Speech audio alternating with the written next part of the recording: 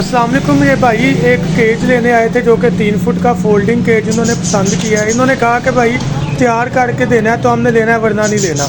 तो ये देखें हमने तैयार कर दिया। इसमें जो इन्होंने झूला पसंद किया वो भी लगाया है, 2 कुजियाँ लगाई हैं ऑस्ट्रेलियन पैरेट के लिए और चार्ज भी मौजूद है। उसके बाद ये जावा फिंच के लिए इन्होंने बनवाया है जिसमें एक बॉक्स इन्होंने लगवा लिया है और उसके बाद झूला और एक बड़े वाली कुजी ताकि नेस्टिंग मटेरियल आराम से एडजस्ट हो सके।